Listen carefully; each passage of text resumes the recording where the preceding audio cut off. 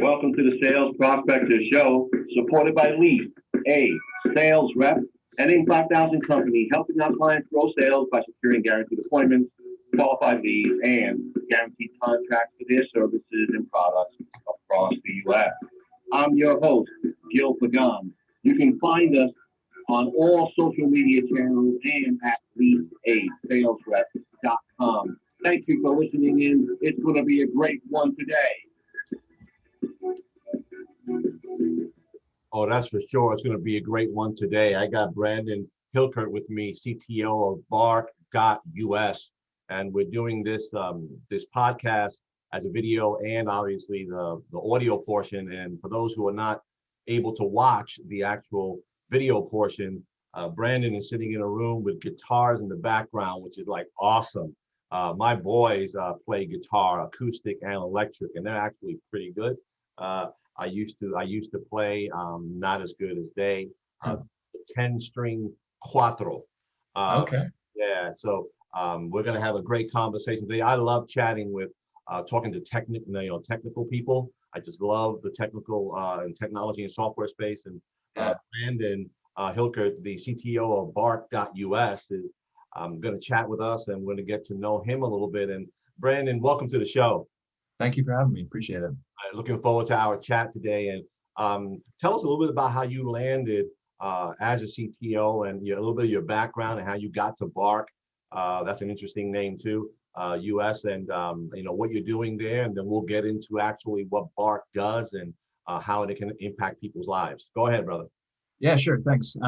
Well, I went to school for mechanical engineering, so I took a sort of non-traditional path to computers and computer science, especially development. I went through that school and came out, took a job doing engineering design, and just found that it wasn't dynamic enough for me, I think. I was looking for something that was a little more busy.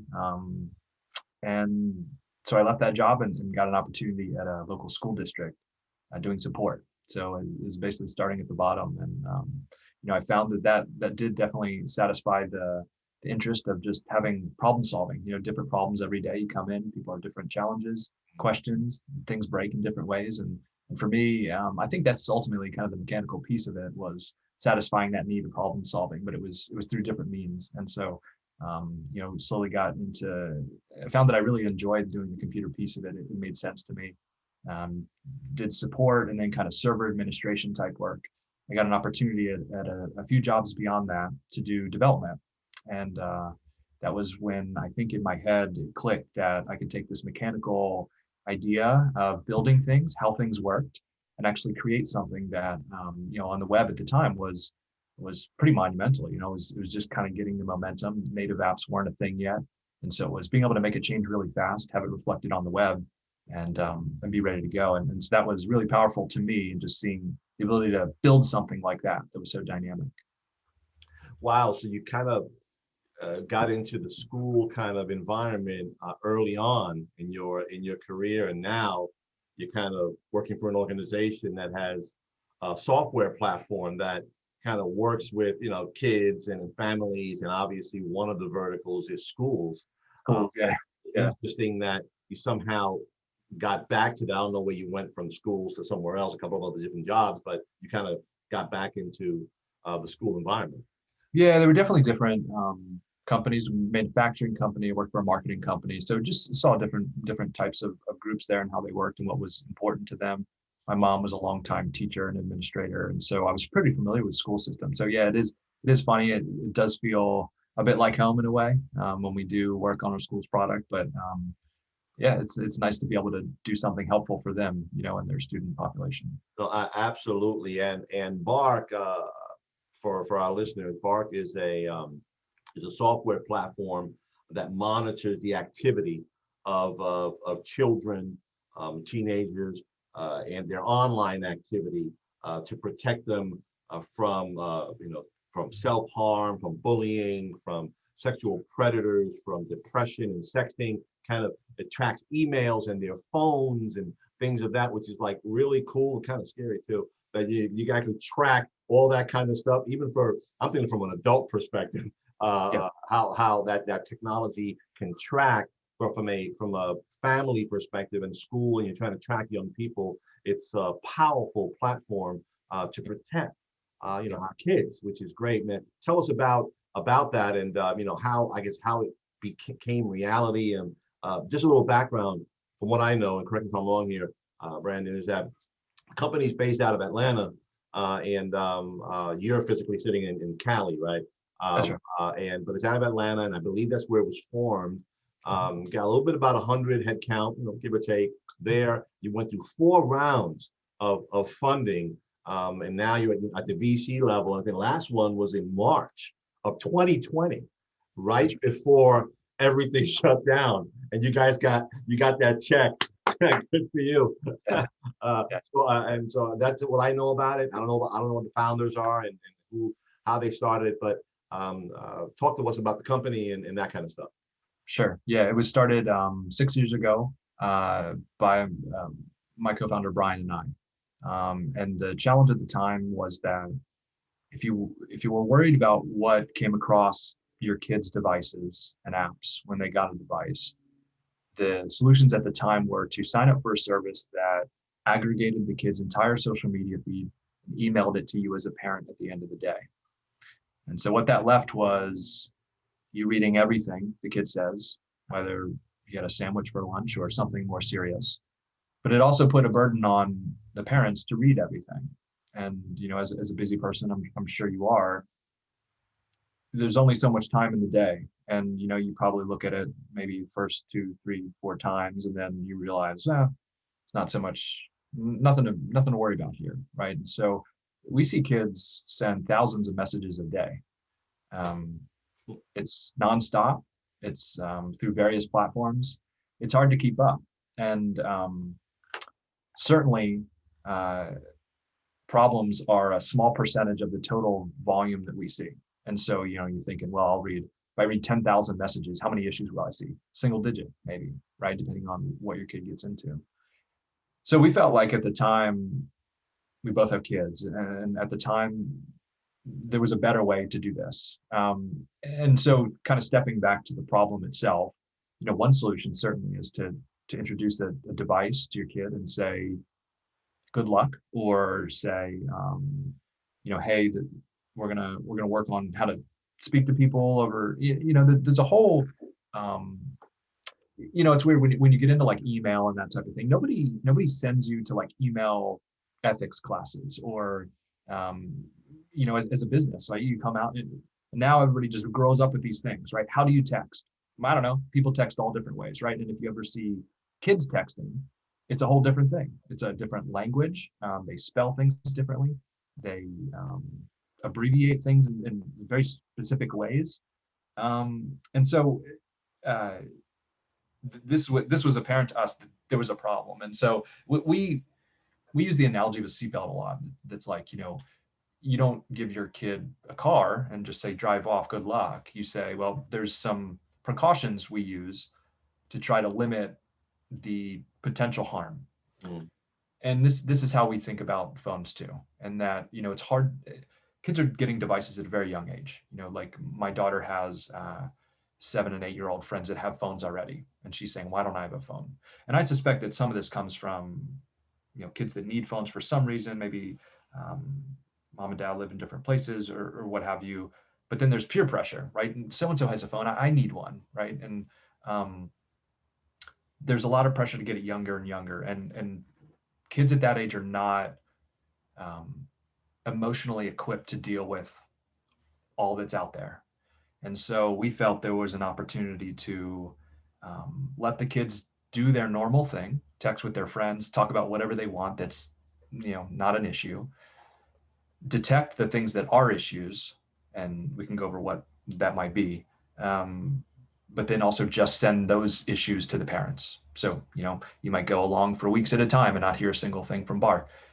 We might detect one thing, say, hey, look, something that might need some review, and just to make sure it's all good. If not, whatever. We have settings in the app that lets you tailor the different things we detect for a different child. So if you have a 17-year-old, you could have different settings for your 10-year-old at the same time. So you might want to set the severity and the things that you care about differently. But this allows the kid to have some privacy in their personal life, as long as they're not talking about something illegal or inappropriate.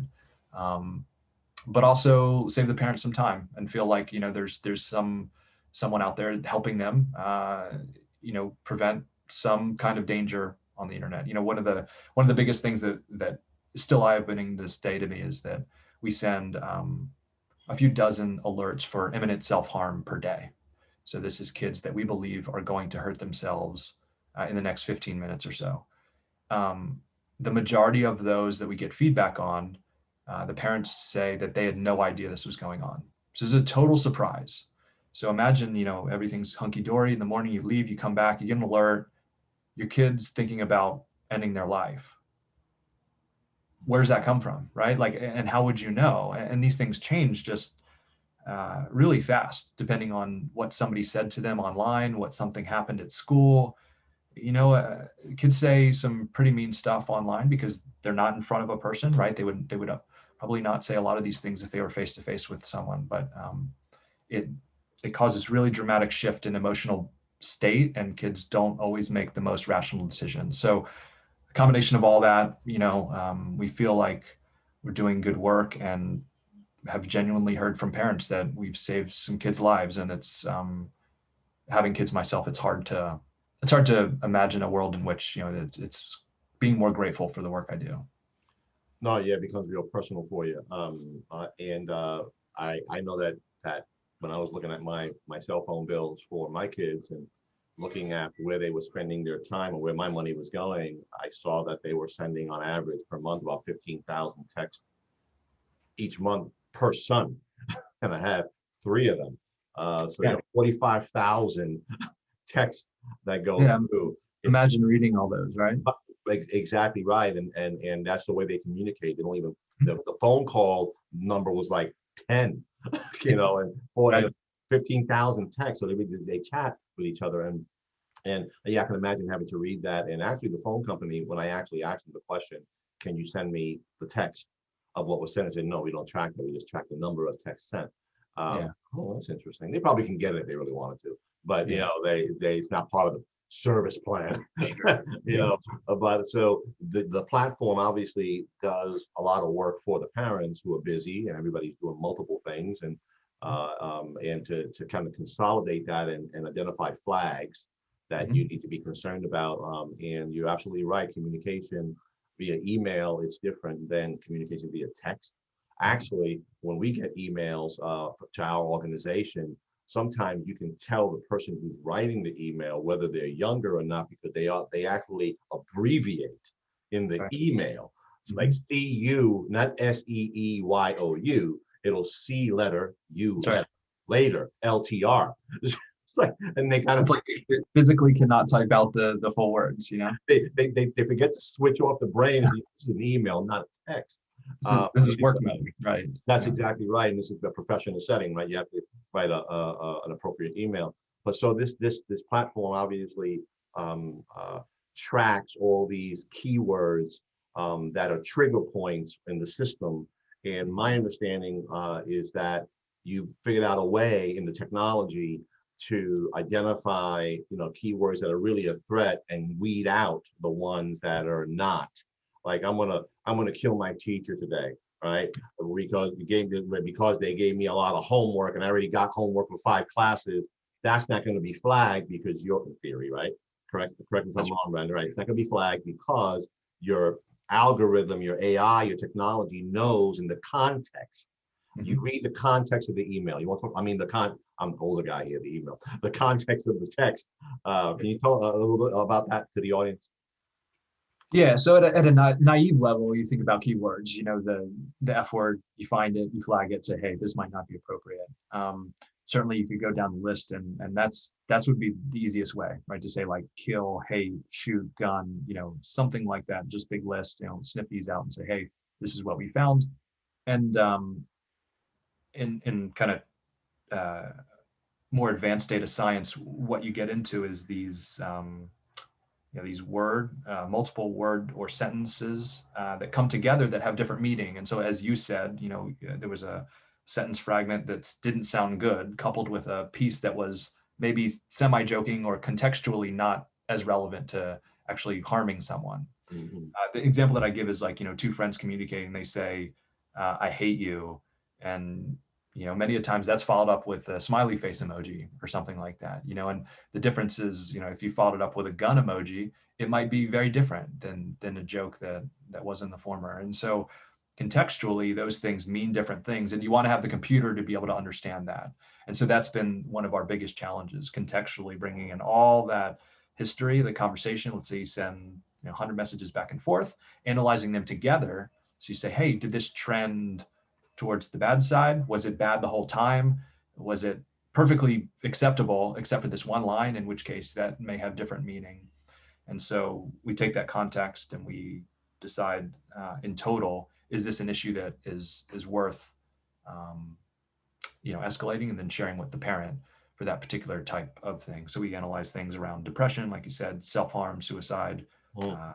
bullying, violence, drug, sexual content. The list has gone quite a while. But we do have, in addition to making kind of all the data science work, one of the challenges is always getting good data. And we were, 6 years ago, when you think of data sets and how do you kind of kickstart this whole thing, we started with bullying. How do you identify bullying from a computer standpoint through natural language processing?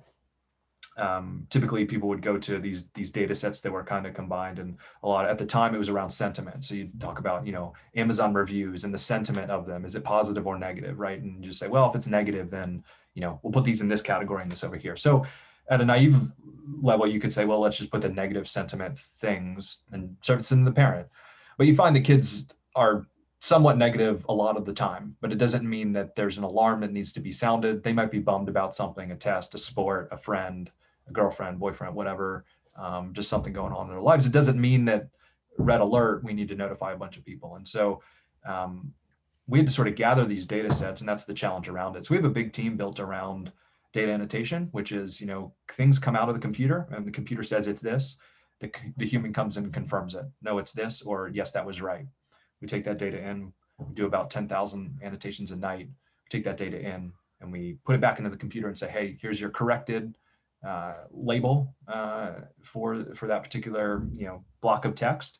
Next time, hopefully be more familiar with it. So it's a series of loops like that where you're just constantly refining what the computer knows. And the thing we get asked about a lot is, well, how do you keep up with the latest phrases or acronyms or I don't know, words that kids use in general. And the answer is that, like, it's not always just about single words, right? And so if you were to think about a kid using a new word in a context, it's almost always that single word doesn't carry all the meaning of what they're talking about. Sometimes it does. Like sometimes it can mean something perfectly okay, but they use it in a way that's like negative. But in almost all cases, you see the words and the phrases around it are also fairly representative of the overall theme of that piece of text. So just because the parent or the kid said a different word, but it was wrapped around all these other things that we have seen before. Now all of a sudden it is lumped into that category of the things that we've seen, and now this new word kind of creeps to the top of like, hey, we're seeing this more. This could be a signal around self-harm or violence or something like that. And so it's not necessarily about going in and saying, hey, as a human, I've never seen that word before. How is it used? We certainly spend a fair amount of our time on looking up, Urban Dictionary and words that, are not as common to just daily use in the business world. But often we see, trends of kids using different language, and that's how we're able to keep up, because it is part of that context, and it all kind of surfaces out through the analysis we've already done. So we've been talking more about the consumer side, obviously the parents monitoring their kids' online activity with this type of app. And it's a paid app, so it is, I'm assuming it's a subscription model, right? That's right. SaaS model, right? And a monthly fee for the app. And the app is downloaded to the child's phone. And I'm assuming, can they also be downloaded to a laptop or a desktop where they work at? It also works that way? Yeah, sure. There's a variety of, we cover 30 some iPads, all platforms. that, okay. Yeah, that's right. So depending on what it is, there's a different approach for each one, and we have sort of instructions in there. But yeah, anything from iPads, phones, Android phones, Right. Amazon Fire tablets, Chromebooks, Chrome extensions anywhere on a computer, and then the variety of social platforms.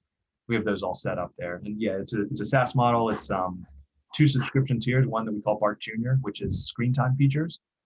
You can think of it as sort of like, when I introduced watching videos or something to my child, they don't have a phone, but they're watching things on the internet. They're consuming content on the internet.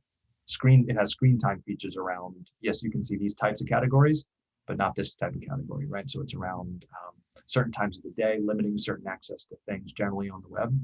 And then and that is $5 a month. You can pay annual too, which gives you a discount. And then we have a Bark Premium offering, which is $14 a month, and that is around everything. Monitoring of text messages, includes the screen time features as well, but monitoring of all the platforms we look at. So it monitors all social media platforms as well. Let's be specific here: Facebook, Instagram, Right. TikTok, which is kind of hot right now. Yes. Snapchat as well. Any other kind of apps that are on the phone of the child, it tracks that, I'm assuming. And now TikTok is really a video platform. So does the software catch inappropriate TikTok? So there's messages. That's one of the things that we see, and almost the large majority of issues that we see come on messaging platforms that are private. And so, I can message you on TikTok outside of kind of the video layer thing. And that's where we see a lot of abuse. Kids bullying others, sharing inappropriate stuff, name calling, that type of thing goes on. The same can be said for Instagram, Snapchat, and frankly, text messages is a private, message channel. Same thing happens there. And so, yeah, I mean, the most common connections we see are typically on the kids' side are, Gmail. Gmail, you can chat. Many kids have a Gmail account. YouTube is a big one too. Just consuming content, the comments, videos, and then the Instagram, Snapchats, like you mentioned. Those are the big ones. And then, the list goes on: Slack and, Twitter and all the others that you've heard of. Oh, great. And then when we're talking about the corporate uses, on the B2B side, they say schools, and we had the conversation about schools and how they can use it to protect kids when they are in their environment, the 4 walls of the school building or the library, logging in with credentials from the school, that kind of thing. Tell us about how the platform works to protect kids in that kind of environment outside of the house and in the school place. Yeah, a couple of years into the life of the company, we realized that school districts, schools, private schools, any kind of school, were giving out accounts so that they could communicate, do their work, communicate with their teachers, and so it's not uncommon now for a kid to walk into a school district and get handed credentials for a Google account or a Microsoft account. With that comes email, oftentimes, file storage, Google Drive, that type of thing. And they often have chat, so Gmail has chat that you can enable. So does Microsoft with Teams. And so we realized with those accounts, the same abuse is taking place there. We had this sort of, I think we assumed that kids would not use it for that kind of thing. We were very wrong, and so we took on some customers and just kind of explored the idea around monitoring that content. It turns out that kids will use basically any account in front of them and express themselves, however they feel at the time. And so they would use the chat channels on the school account for inappropriate content. We've seen file storage of content that would not be appropriate anywhere. And we've seen, unfortunately, things like suicide notes be written in Google Documents. And so it's kind of all over the map. But in general, we try to offer the school district monitoring of their students, like you said. There's basically all the content that comes across the drive, the chat, the email, that type of thing, and then surface alerts to the administration. And so there's a little bit of an additional layer on just routing. Just when you get a big school district with 30,000 kids, the principal over here and this one's over here, so you can assign them different buildings and groups and make sure they just see their own students' content. But other than that, it's the same analysis we do on the parent side, and surface it to the administrators and leave them kind of to be to deal with it as they go forward. Like you said, around the other piece of that is kind of a web filtering side, and so many states have created laws around the need for schools to have this by law. And so Bark is a vendor for a filter. And so we provide a filter for activity around Chromebooks. You can also do it on the DNS side. So you can basically, if you have visitors in your lobby, they can't stream a bunch of content, but you could do the same thing you could for parents, which is say, I don't want streaming content, Netflix and streaming video to go and eat up the bandwidth of the school, or obviously the most obvious one is sexual content, right? I'm going to block all sexual content websites in the school. There's no good reason anybody would look at that content, so I'm going to block them. So we provide those services to schools. There's a paid tier. If it comes to that, typically that's a lot of customization around routing and emergency call processes and that type of thing that we see larger school districts take us up on and need. But that's more of a concierge type service on top of what we already do. The basic monitoring is no different from paid to free. And so one of the choices that we made early on was to give what we call Bark for Schools away for free, the basic usage of that away for free, and sort of give back to the community. We realized that usage of social media and online activity is all over the place, and if you protect your personal accounts, same things can happen for school accounts. And so rather than try to strap schools with another $60,000 bill for some other software vendor, we felt like offering a basic service that was free was our way of giving back to the community and helping give kind of across all the platforms that a kid might use to give them full protection of both their personal accounts and the school accounts. Because obviously when you put some controls in place on one place, the kid's going to naturally migrate to where there's none, right? And so if they know that the school account's not monitored, they'll use that for other things. I mean, we've seen some really interesting uses of school accounts, uses of Google Documents as sort of a chat platform between students, ad hoc chat platform. We've seen large-scale grooming operations from people overseas, masquerading as a young kid, preying on 12-year-old girls in the school district. It's been all types, and certainly there are, unfortunately, there are violence threats towards schools, that are not uncommon, and oftentimes some of the students know about them or they know somebody involved, and so these types of situations that we feel like help prevent sort of harm or any potential loss of life. There's a value there. So when you that's great. When you were chatting with Brandon Hilkert, CTO of Bark.us, it's a great platform that protects kids from a lot of things that we're going through on this podcast. When you work with a school that had, I'll just use an example. For us, a school, multiple location school district, obviously will be an enterprise client, right? So when you're working with a school, let's say within a district, let's say a school that has 700 students, high school, let's just say that, 700 students, is the platform, does Bark give a license to that school? And then everybody in that school who's a student kind of falls under that license, or is it kind of individualized? Well, you're going to put 700 people on the platform, or maybe 500 may use it, 200 may never log on to the school thing. So how do you figure that out from a licensing perspective? So I'm just trying to understand that for our listeners and also for me. Yeah, since the product is free, we sort of don't care, which is one way around this.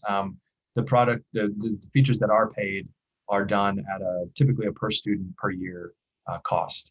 But for the free in general, the way Google and Microsoft works is you would request permissions at that domain level. So you would say basically like, do I allow Bark to monitor emails? Do I allow Bark to read the documents in Google Drive? And you say yes, and it applies it to everyone. And so any student in that group or in that domain rather would fall under that umbrella. And then from there, they have, Google calls them organizational units, Microsoft calls them groups, but regardless, there are groups of people, and oftentimes schools would say, Springfield High School, Springfield Middle School, right? And so in the middle school, you have all the middle school kids, in the high school, whatever. So in Bark, we detect those groups, and you can basically toggle those on or off. Do I want monitoring? Yes, no, right? And turn on all the ones that you want. So you might only want the high schools monitored, in which case you would just turn on those. and for everyone else, you would keep it off. And so that's how you would tailor who's involved. And from there, yeah, I mean, like to your point, there might be 700 kids at the high school. We basically go through each of the groups, and there's some APIs from each platform that say, tell me about the students in this group, and it gives you all the emails. We create a kind of a record in our database for each one and say, okay, they're part of Google, so they have Gmail, they have a Google Drive. We'll look at those connections and see, regularly, is there any new content to tell us about? And if so, we'll pull it in, package it up, analyze it, and then potentially surface any alerts that we find in that content.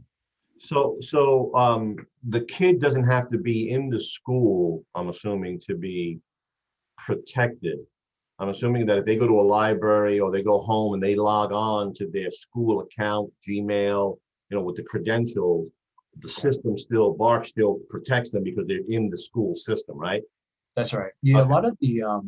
a lot of the behavior is tied to APIs on a platform. And one of the benefits of that is that I can be on my computer now, it would work.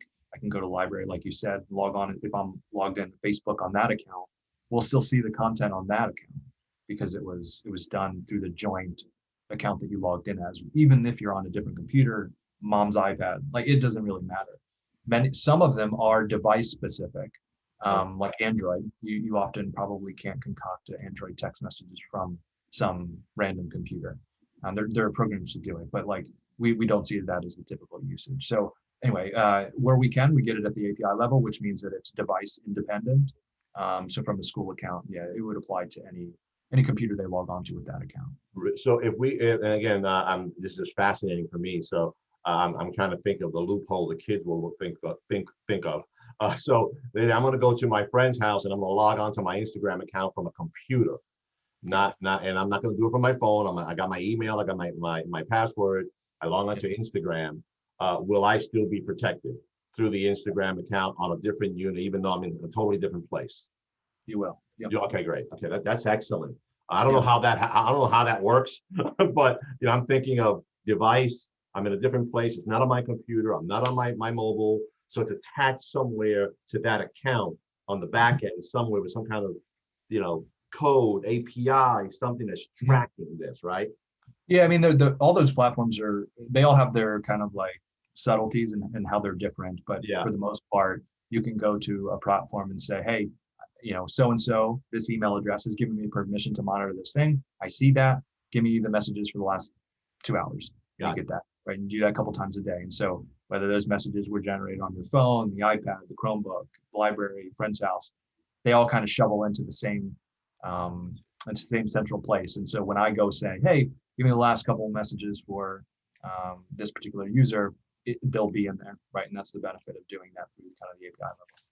Well, that's fantastic to track the kid wherever they are based on whatever account, they're using. Obviously, they're using that same Instagram account as an example, same Snapchat account. So that's being tracked wherever they go, which is fantastic. Yeah, and I should say that this is less about like tracking kids and more about like surfacing danger, right? Like we don't sell data. That's a common question we get asked, and I'd like to just make sure that's clear because we're not in the business to sell data, which is why we charge parents. Like that's where we make our money. It's also why we offer the school's product for free because we're able to pay for it through our parent subscriptions. And so, advertising, selling data is never something we're going to do, which is present in our privacy policy. But it's one of those things that's, you're dealing with private information, and we're conscious of that. We take it seriously, and so yeah, just the same caveat that goes along with any other private. No, that's great. So going forward with Bark and the future, I guess if you can project it, you got the families with the consumer, the B2C side, right? Parents. You got the B2B side, enterprise, schools. Any other vertical beside the school systems are potential target markets for the platform in general? At the moment, we're double down on those two. I would say even more so on the consumer side. It's just when you think about when you think about the total size of the market, it's big, and being company 6 years, we've been gotten to a small percentage of it, and so schools is a great partner. Naturally, kids are in school, and so our goal is not to kind of take advantage of everyone. It's try to spread the word and help kids. We give schools 20% off of Bark for their parents, even if they don't want to use our school's product. It's just to try to get parents where they're at, and we know many of them are at schools. So at the moment, yeah, we're focused on schools and parents. I suspect there's a world in which it will be more international in the future on the same level, but yeah, no other big markets. Okay, that's great. I want to know if I missed anything but clearly there's a lot of work to be done there in the school systems alone, and the B2C side is just huge. Yeah. Just that there's a lot of work there for you guys to do, I'm sure, for the next few years. That's So right. we're going to get into the lightning round questions right now, kind of to wrap this up. More about you. Talk to us about those guitars that are hanging in the background there. Real quick, do you play really good? Are you formally trained, self-taught YouTuber? What are talk to us about? I like to believe that I'm okay. I started playing drums when I was 14, and it so happened that when we would have band practice, everybody would leave their gear in my basement because it was the drummer can't, it's annoying to have to carry drums everywhere. So there were guitars in my house, and so I would pick them up and tinker around. And throughout the years, I've just found that guitar was something that resonated with me more, and so I kept playing. And so yeah, I think I might have taken 4 or 5 lessons in my life, but otherwise, yeah, just giving it a shot and trying some things. What you got hanging there? You got a Les Paul, or you got a Gibson? What? I can't see it. That it's too. Yeah, the back one's a Taylor. The one on the right's a Gibson J45, and then the bass here is Fender American Bass. What I saw, the Gibson kind of thin shape over there somewhere. Yep. No, that's great. So, coffee, hot or cold? Do you even drink coffee? None. No coffee? Tea? Nothing in the morning? Nope. Wow. Water. What? Your favorite food? Probably to be burritos. Wow. Okay. Hot dogs? Definitely.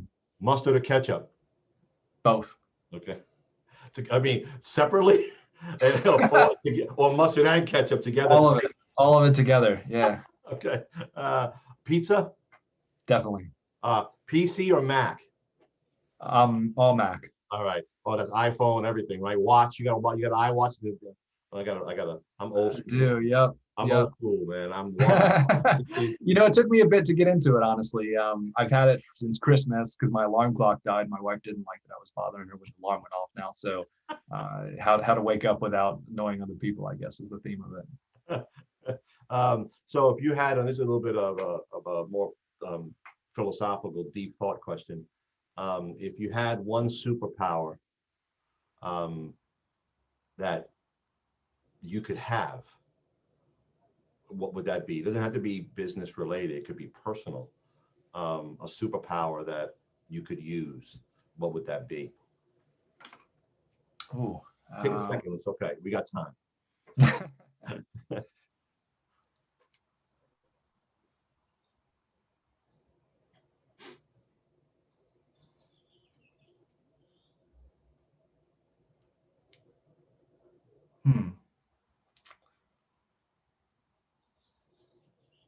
I think I'd probably do more work with kids.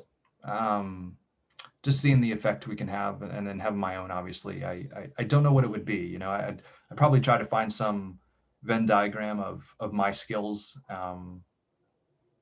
We have a lot of volunteers at our school district, which is nice, and I see the extra benefit that kids get just from additional art programs or music or computer and tech and that kind of thing.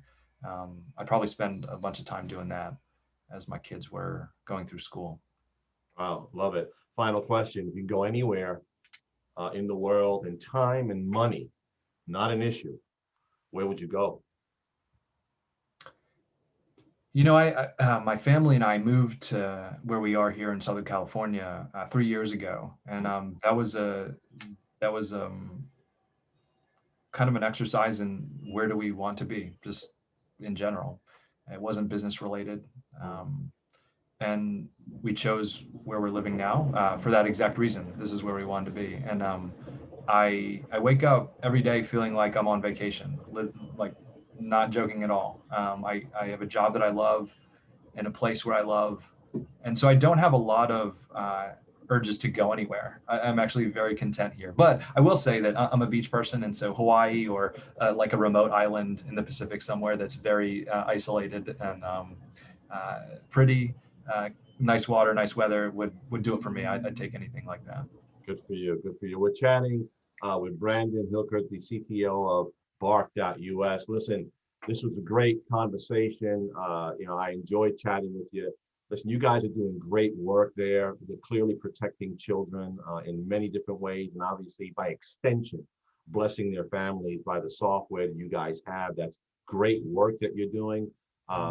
Congratulations on the growth, and may this year be a breakout year for you guys, and that you may continue to grow across school systems across the U.S. And have more families sign on so that they can be protected and their kids can be protected, given how the fast growth of these social platforms and whatever new platform's going to come out soon, whoever's going to make that one and protect them as well. You guys are doing fantastic work.